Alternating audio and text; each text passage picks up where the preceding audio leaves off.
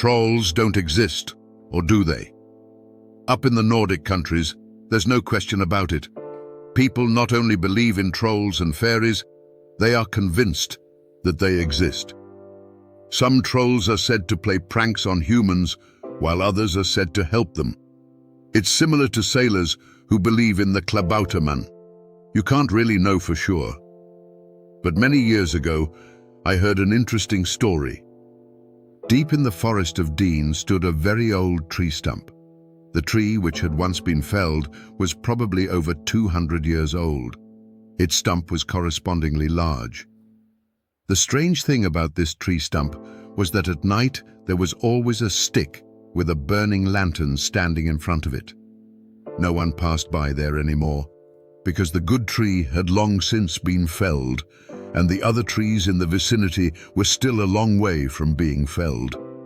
It was precisely this tree stump that a troll is said to have chosen to set up home in. There was plenty of space in it, and trolls are not really that big, as we all know. In fact, the tree stump, i.e. the troll's house, would hardly have been discovered if it hadn't been for a knowledgeable herbalist who often went deep into the woods to collect mushrooms, roots, bark, leaves, flowers and herbs, which she used to make the very best healing ointments, medicines and teas. Back then there were no pharmacies, and people turned to Mother Nature for every ailment. And it was this herbalist who, during an early morning walk in the forest, saw something happening very close to the blackthorn bushes on a tree stump. At first it sounded like the squeaking of a door hinge that hadn't been oiled in a long time, and then suddenly a door opened next to her in the bark of the tree stump. At first, the herbalist was quite frightened, but then she sat down in the grass and had to laugh.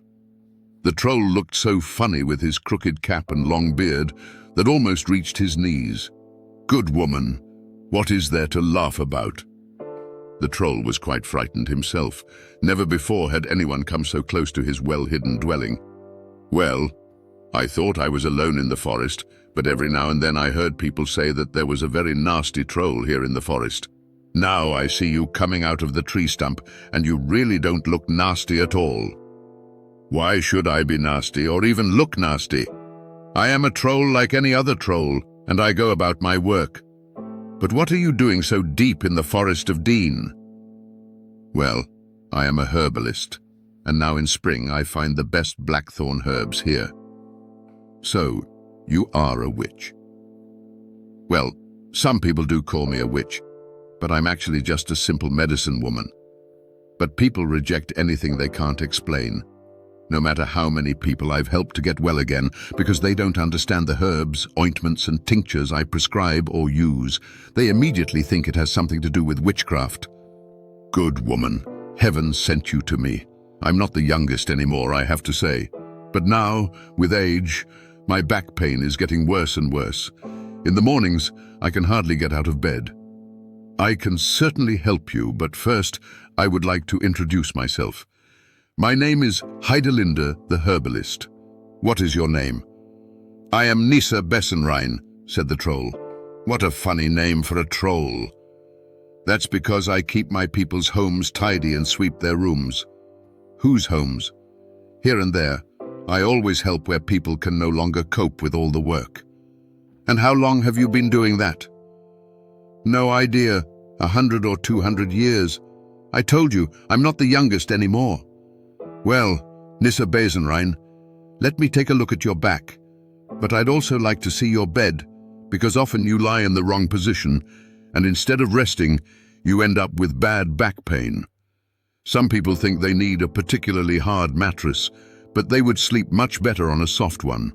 Others lie on beds that are much too soft, and this needs to be corrected to stop the back pain. Some beds are so worn out that you'd think the third generation was already sleeping in them without ever having changed the mattress.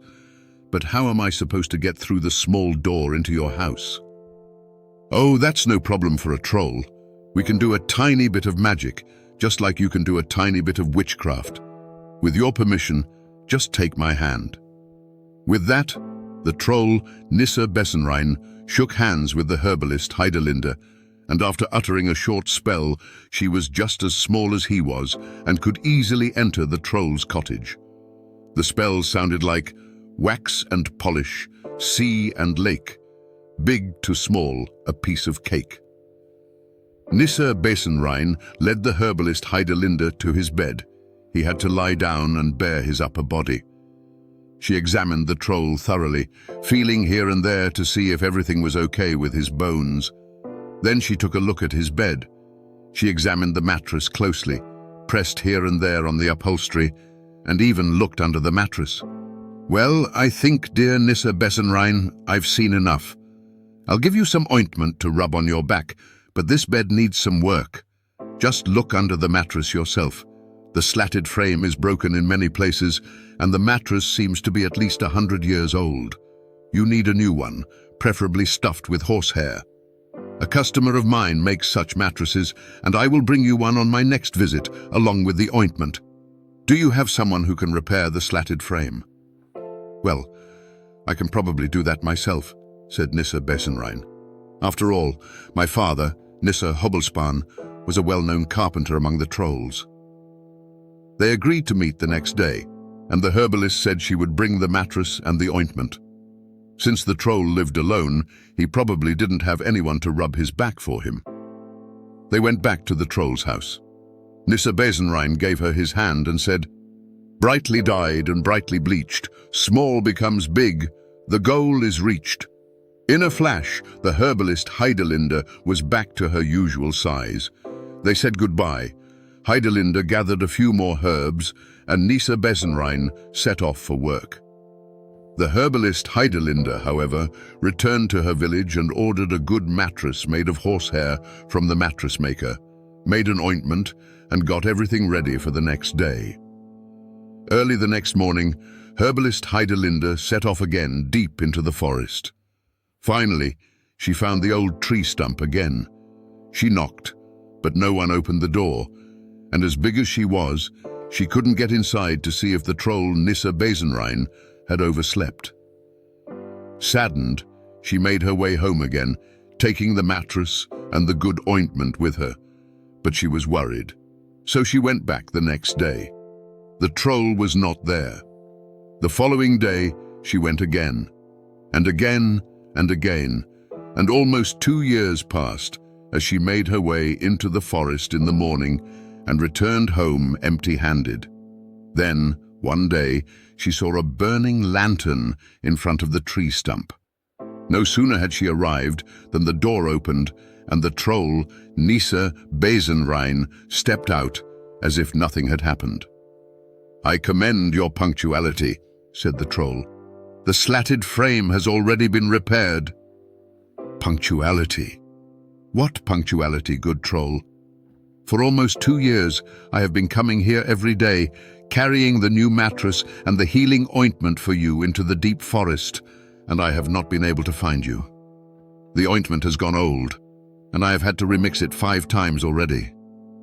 Oh dear herbalist Heidelinde, I'm sorry. I completely forgot that your days and our days are so different.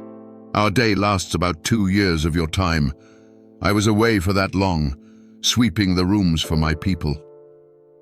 The herbalist was quite astonished that such differences in time could exist.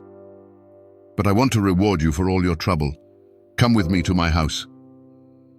He took the herbalist Heidelinde by the hand again and said, wax and polish, big becomes small, it's a piece of cake."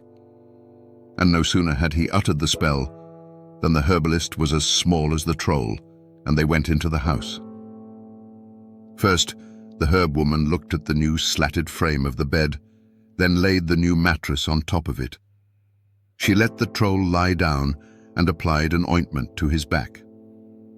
"There, you should feel better soon, Nisser Besenrein." "Oh, I can already feel the ointment starting to work," replied the troll. He got up from the bed and quickly put his doublet back on. "Look, dear Heidelinde, here on the table lies a stone that has a special purpose, and here is a bell that also has its own use. Whenever you ring this bell, I will hear it and come to you whenever you need me. And if you put the stone in a pot of hot water and wait 5 minutes, the water will turn into the very best soup, and this will happen as often as you want. The stone never stops working. You see the boiling water, put the stone in and say, for example, lentil soup, or chicken soup, or goulash soup. If the pot is small, there will be little soup. If you put it in a large pot, there will be a lot of soup. I have never heard of such a stone, good troll. There are only 3 of them in the entire universe, but I have eaten so much soup that I am tired of it and can give the stone away with a clear conscience. Do the same when you want to pass the stone on. They drank another cup of herbal tea together, which the herbalist Heidelinde had also brought with her. Then everyone had to go their separate ways. The herbalist thanked him for the bell and the miracle stone, and the troll thanked her for the ointment and the new mattress. Nisser Besenrein was not seen again for the next 2 years, or even longer. Perhaps he had moved away with his new mattress. But the herbalist Heidelinde opened a poorhouse in the village, where every poor person could find shelter and eat their fill of one of the many delicious soups that were served there every day. She became famous throughout the land for her cooking skills, especially her wonderful soups. However, she never revealed anything about the stone and its origin. So we don't really know whether the herbalist Heidelinde was really a good cook, or whether it was thanks to the magic stone, and whether trolls actually existed. But I already believe it quite a bit.